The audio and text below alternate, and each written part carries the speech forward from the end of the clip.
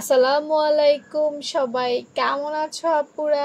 আলহামদুলিল্লাহ আমি ভালো আছি।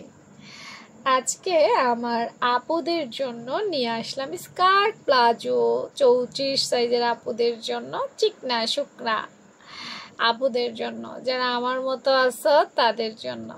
এই স্কার্ট প্লাজোটা না পরলে অনেকটাই ভাল লাগে, আমার কাছে খুব ভালো লাগে, গরমের জন্য খুব ভালো একটা পোশাক। তো চলো সরাসরি আপু মেজারমেন্টে চলে যাই। দেখো, তুমি একটা জিনিস মাথায় রাখো, আমি একটা টেকনিক বলে দেই। হ্যাঁ, তুমি একটা নর্মাল সালোয়ার বানাইছো না, একটা বেসিক সালোয়ার, যেটা আপু বেসিক সালোয়ার বলি, কারণ নর্মাল সালোয়ার পারলে তুমি যে কোনো সালোয়ারের কিছু কিছু অংশ পারবা, সালোয়ার খুব কঠিন বিষয় না। তো ওইখান থেকেও তুমি মাপটা আনতে পারবা।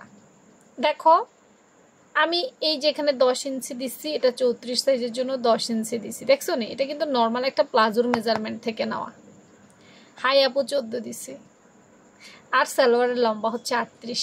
মানে তিনটা জিনিস পারলেই তোমার কিন্তু সালোয়ার হয়ে গেছে। আমরা নর্মাল সালোয়ারে কি করি, মুখ কতটুকু রাখবো সেটা সিলেক্ট করতে হয়, কাস্টমার থেকে জানতে হয়, বা কাস্টমার যদি কোনো সালোয়ার দেয় সেখান থেকে জানতে হবে। বাট এখানে তোমার কোনো কিচ্ছু নেই, এখানে মাপে যা আসবে বা ঘেরে যা আসবে ততটুকুই দিতে হবে, এখানে তুমি বাড়াবা বা কমানোর সুযোগ নেই। তবে একটা কথা বলে দেই, এই সালোয়ারটা তৈরি করার ক্ষেত্রে তোমাকে এই যে কোমরের হিসেবটা বের করা, কোমরের যে রাউন্ড বের করা, এইটা খুব সূক্ষ্ম এবং বুদ্ধিমত্তার সাথে কাজে লাগাতে হবে। এই কোমরের মাপটা যদি তুমি বেশি কেটে ফেলো তাইলেও ঝামেলা, কাপড় মিলাইতে পারবা না। এটা কম কেটে ফেললেও আবার কোমরে ঢুকবে না। তাই এইটা কাটিং করার ক্ষেত্রে খুব সূক্ষ্মভাবে কাজ করবা, তাহলে নিচে কম মিলাইতে পারবা। দেখো, বলতে গেলে অনেক ভিডিওতে অনেক কথা বলতে হবে আপু, আসলে এত কথা বলার মতো সময় আপুর নাই। হ্যাঁ আপু, চেষ্টা করব ছোট ছোট করে আরো ভিডিও দেওয়ার।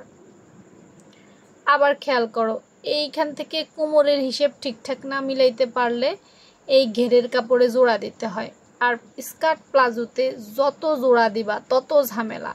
এই নিচের এই যে ঘেরটা, এই আমি অনেকের বানাইলে আসলে আমি তাকাই থাকি যে তার ড্রেসটা কেমন হয়েছে।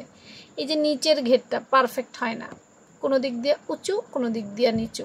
আমি ঠিক কথা বলছি কিনা তোমরা একটু চিন্তা করো, বুঝছো না? এইটাই কোমর এবং ঘের, এই দু কারণে এই প্রবলেমটা হয়।